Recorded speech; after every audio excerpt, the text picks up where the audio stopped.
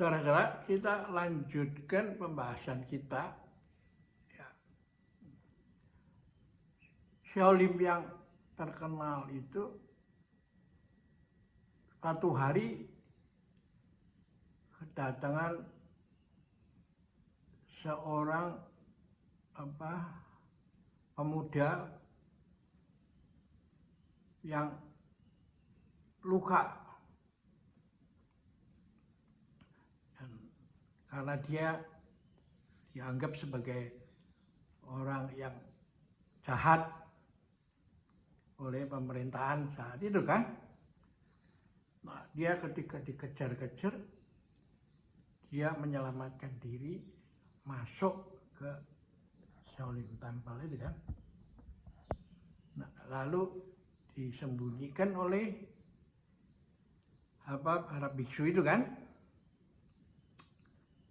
Dan ketika tentara kerajaan datang untuk memeriksa, menanyakan ada nggak orang jahat yang lari ke sini sembunyi, nggak ada, dibilang. Karena apa? Karena Shaolin Temple itu mempunyai tradisi spirit bahwa saya ini beda otonominya. Orang luar nggak bisa, meskipun raja nggak bisa ngacak-ngacak masuk ke sini. Kalau mau masuk ke wihara, dia harus mengikuti peraturannya ada di situ. Nah, tapi kerajaan memaksa dan akhirnya juga ya sudah.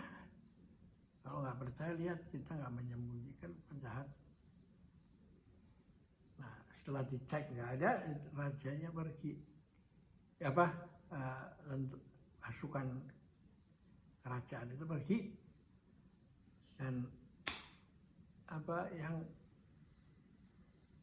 pemuda yang menyelamatkan diri di kuil Shaolin itu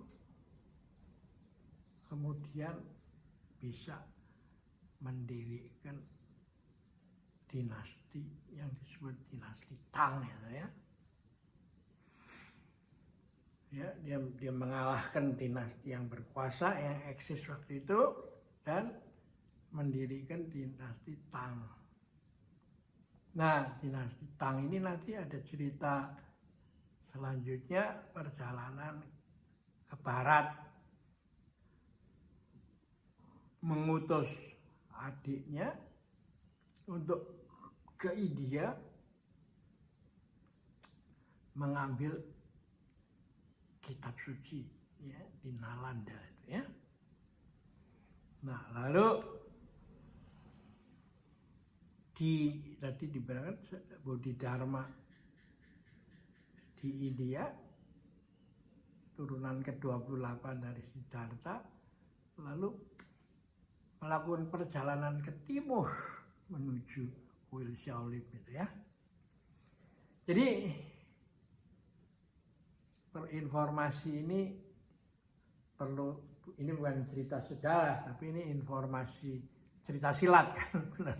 Nggak hanya kita juga nggak tahu, tapi lalu menarik kan buat kita. Lalu kita bisa kayak gini tuh ceritanya.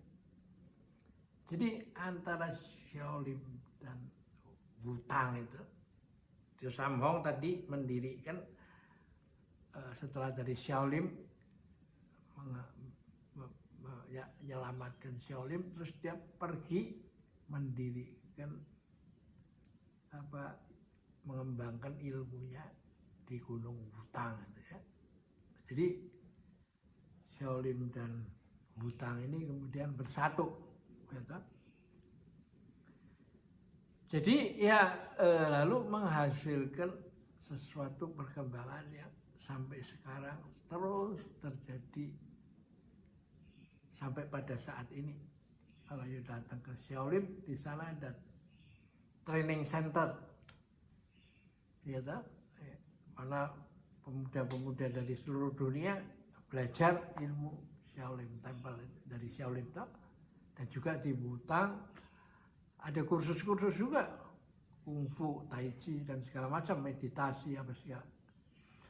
Nah, yang dari Wutang ini agak menarik itu, karena murid yang kelima setiap beberapa waktu suka mengembara, turun gunung untuk mencari ilmu-ilmu baru lain kan, untuk melihat, mencocokkan apakah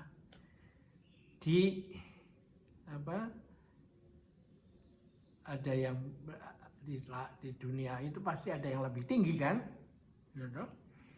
Ilmunya dia bisa serap. Jadi keterbukaan sudah mulai pada saat itu. Nah, salah satu muridnya itu satu hari sedang mengembara, melihat ada satu orang dikeroyok habis-habisan sama beberapa orang untuk memperebutkan sebuah golok itu yang besar itu. Ya. Nah, orang itu babak belur kan, tapi karena sifat welas asih yang diajarkan oleh perguruan silat itu, maka murid daripada Wutang ini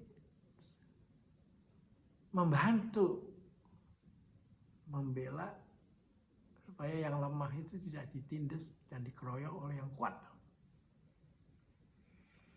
Nah, karena ilmunya tinggi juga, maka orang itu bisa diselamatkan.